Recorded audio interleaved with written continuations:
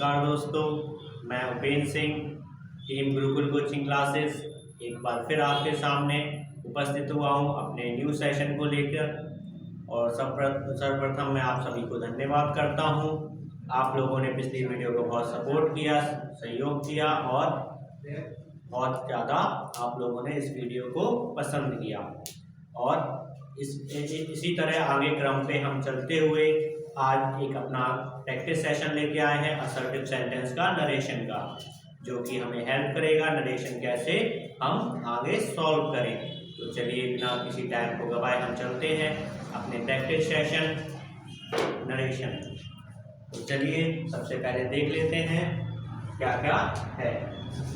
देखो, ये जो साइड में टेबल बनी हुई है, ये साइड की टेबल जैसे प्रेजेंट सिंपल का पास्ट इंडेफिनिट और प्रेजेंट कंटीन्यूअस का पास्ट कंटीन्यूअस, ये कन्वर्ट हो रहे हैं। अगर डायरेक्ट में कोई टेंसेस प्रेजेंट में दिया है तो इनडायरेक्ट में वो पास्ट में हो जाएगा। जैसे प्रेजेंट सिंपल का पास्ट इंडेफिनिट, प्रेजेंट कंटीन्यूअस का पास्ट कंटीन्यूअस, प्रेजेंट परफेक्ट का past perfect, present perfect continuous का पास्ट परफेक्ट कंटीन्यूअस। आप देखो कौन सा सेकंड टेंस आया, पास्ट। अगर पास्ट इंडेफिनिट है तो पास्ट इंडेफिनिट का पास्ट परफेक्ट। अगर पास्ट कंटीन्यूअस है तो पास्ट कंटीन्यूअस का हम चेंज कर देंगे पास्ट परफेक्ट कंटीन्यूअस में। और अगर पास्ट परफेक्ट है और पास्ट परफेक्ट कंटीन्यूअस है तो नो चेंज। यहाँ पर कोई टेंस में चेंज नहीं होता जब हम डायरेक्ट से इनडायरेक्ट बनाते हैं। तो ये तो टेंस की बात हमें ध्यान रखनी पड़ेगी जब हम नरेशन बनाते हैं। अब चलिए चलते हैं आगे वाली चीजों पे। ये सेंटेंस जो दिए हुए हैं उनको कैसे चेंज करें, हम स्टार्ट करते हैं पहले सेंटेंस से। जैसे यहाँ लिखा है, डायरेक्ट का सेंटेंस है, I said I do not like that book. अब देखिए इन सेंटेंसों में जब हम डायरेक्ट से इनडायरेक्ट बना रहे हैं तो स्टार्ट कैसे करते हैं। अगर आई सेड है तो आई सेड का आई सेड ही होगा। और ये एक हम रिपीट कर लें, रिकैप कर लें कि आई सेड, सेड एक वर्ब है और कौन सी वर्ब है, रिपोर्टेड वर्ब। अब रिपोर्टेड वर्ब जब इनडायरेक्ट में हम बनाते हैं तो रिपोर्टेड वर्ब अगर कोई यहाँ पर अगर हमारे पास ऑब्जेक्ट नहीं है तो सेड का सेड ही रहेगा और डेट कंजंक्शन लग जाता है। आई सेड के बाद डेट कंजंक्शन लगने के बाद ही हम इस सेंटेंस को जो इनडायरेक्ट इन्वर्टेड कॉमा के अंदर है उसी सेंटेंस को हम इस टेबल के अनुसार चेंज करते हैं। तो पहले टेबल में मतलब टेबल को देखते हुए हमने टेंस को पहचानना है। I do not like that book, ये प्रेजेंट का इंडेफिनिट है तो प्रेजेंट का सिंपल या इंडेफिनिट टेंस पास्ट के इंडेफिनिट में आता है। तो डू जो हेल्पिंग वर्ब है डू का डिड हो जाएगा। और नेगेटिव है सेंटेंस में did not like that book. ये हमारा सेंटेंस कंप्लीट हुआ। चलिए अब सेकंड सेंटेंस देख लेते हैं। अब सेकंड सेंटेंस क्या कहता है कि my teacher said honesty is the best policy. अब इसको हम कैसे बनाएंगे इनडायरेक्ट में, तो देखते हैं। माय टीचर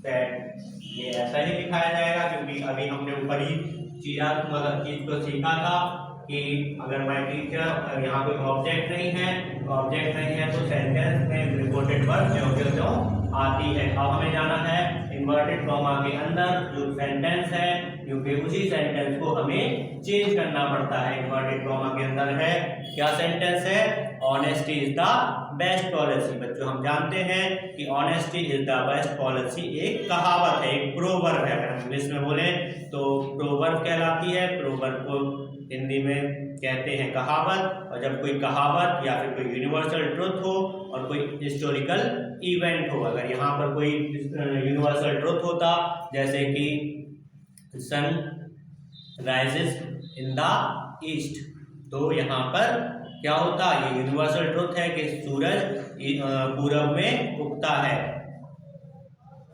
और इसी तरह से honesty is the best policy एक कहावत है। तो जब कोई कहावत होती है तो हम जब इनडायरेक्ट में चेंज करते हैं तो चेंज करते वक्त हम क्या करते हैं, उसको क्यों का क्यों लिख देते हैं। तो my teacher said that honesty is the best policy. इन सेंटेंसों में कोई चेंज नहीं करेंगे, क्योंकि ये कहावत है। अगर यहाँ पर कोई यूनिवर्सल ट्रुथ होता और या फिर कोई हिस्टोरिकल इवेंट दिया होता तो ये चीजें चेंज नहीं होती है। अब अगले सेंटेंस में चलते हैं।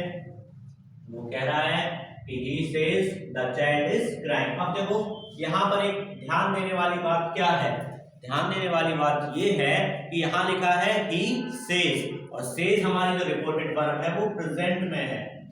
says क्या है, प्रेजेंट में है।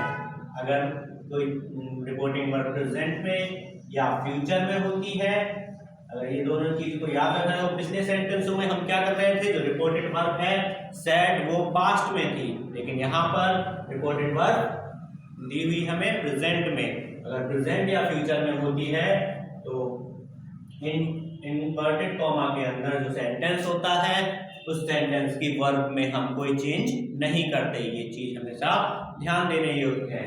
तो हम चलते हैं सेंटेंस को बनाते हैं। तो हम सेंटेंस कैसे बनाएंगे,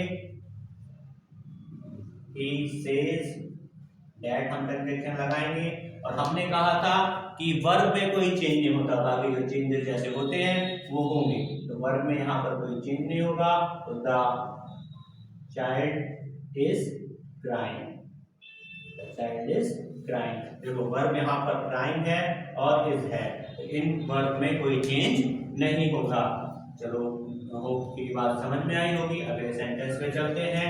You said I am learning my lesson। अब यहाँ पर हम इसको लिखेंगे you said।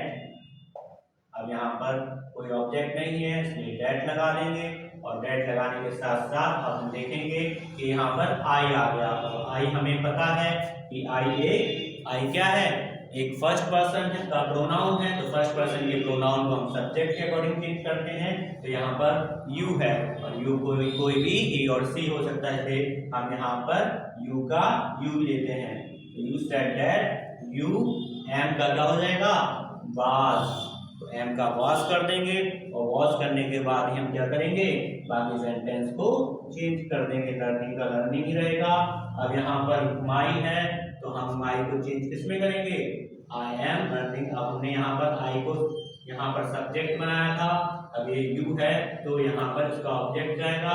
ऑब्जेक्ट का माई का you said that you are learning your lesson.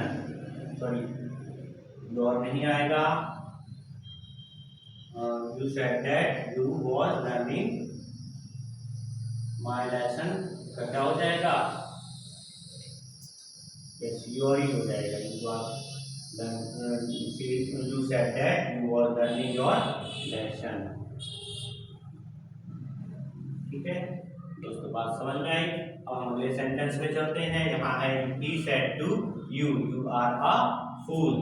यहाँ पर हम कैसे बनाएंगे कि अब यहाँ पर एक चीज ध्यान देना दोस्तों, एक चीज यहाँ पर ध्यान देने वाली ये है कि यहाँ पर अब ऑब्जेक्ट आ चुका है। क्या आ चुका है, यू एक ऑब्जेक्ट है। रिपोर्टेड वर्ब का एक ऑब्जेक्ट है, रिपोर्टेड वर्ब वाले पार्ट का ऑब्जेक्ट यू है। जब हमें यू यानी ऑब्जेक्ट दिया होता है, कोई भी ऑब्जेक्ट दिया हो तो हम क्या करेंगे, ऑब्जेक्ट दिया है अगर तो हम सेड की जगह पर क्या यूज करेंगे, टोल्ड। तो यहाँ हो जाएगा ही टोल्ड, ही टोल्ड हो जाएगा। और टोल्ड लिखते ही टू करके यहाँ ही टोल्ड यू हो जाएगा। और यहाँ पर हम जैसे कंजंक्शन लगाते थे वैसे कंजंक्शन लगाएंगे। और अब देखिए यहाँ पर यू आर अ फूल। अब जब यहाँ पर सेंटेंस यू है यानी कि ये सेकंड पर्सन में आ गया, और सेकंड पर्सन हमेशा ऑब्जेक्ट के अनुसार चेंज होता है। और यहाँ पर ऑब्जेक्ट यू है तो यू का क्या हो जाएगा, he told you that, you का यू ही रहेगा क्योंकि वो ऑब्जेक्ट के अनुसार है। तो यू आर का क्या हो जाएगा, यू वॉज अ फूल। आया दोस्तों समझ में। अब चलो हम अगले को देख लेते हैं। अब हमारे सेशन का आखिरी क्वेश्चन, आखिरी सेंटेंस, तो ये है Ram said you should work hard. अब देखिए यहाँ पर लिखा है Ram said you should work hard. अब यहाँ पर देखने वाली बात ये है कि हमने अभी सीखा था कि अगर यू वाले सेंटेंस सेकंड पर्सन वाले सेंटेंस आते हैं तो वो ऑब्जेक्ट के अनुसार चेंज होते हैं, पर यहाँ पर तो ऑब्जेक्ट है ही नहीं। जब ऑब्जेक्ट है नहीं तो हमें ऑब्जेक्ट लाना पड़ेगा या फिर कहीं से बनाना पड़ेगा। तो ऑब्जेक्ट बनाने के लिए हम क्या करते हैं, हम फर्स्ट पर्सन या थर्ड पर्सन के प्रोनाउन का प्रयोग करते हैं, तो यहाँ पर हम फर्स्ट पर्सन और थर्ड पर्सन के प्रोनाउन को लेके आते हैं। फर्स्ट पर्सन और थर्ड पर्सन के प्रोनाउन होते हैं, फर्स्ट पर्सन का प्रोनाउन क्या होगा, आई, वी, मी, माई, अस।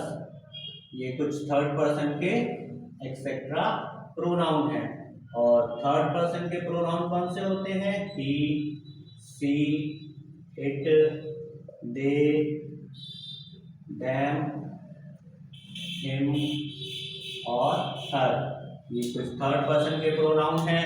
तो इन्हीं प्रोनाउन की मदद से हम यहाँ पर सेंटेंस को बनाते हैं, क्योंकि जब प्रोनाउन आ जाएगा तभी हम यू को उसके क्या बोलते हैं ऑब्जेक्ट के अनुसार चेंज करेंगे। तो यहाँ पर ऑब्जेक्ट कहाँ से बनाएंगे हम, फर्स्ट और थर्ड पर्सन के प्रोनाउन से।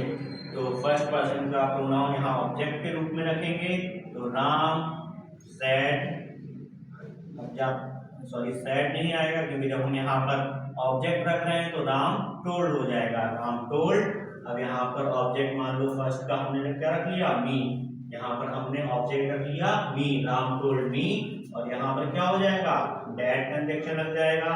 अब ये ऑब्जेक्ट के अनुसार जाएगा तो यू क्या हो जाएगा, यू का आई हो जाएगा। तो आई शुड वर्क हार्ड। ठीक है, आई बात समझ में बच्चों। हमें यहाँ पर ये करना पड़ा कि हमें ऑब्जेक्ट लाना पड़ा, और ऑब्जेक्ट कहाँ से आया, फर्स्ट पर्सन और थर्ड पर्सन के प्रोनाउन से। ये वाला सेंटेंस सही है। और अब हम देखो इसी के थर्ड पर्सन के प्रोनाउन से इस सेंटेंस को बनाए तो कैसे बनाएंगे, राम टोल्ड, थर्ड पर्सन का प्रोनाउन क्या है, हिम, हिम या हर।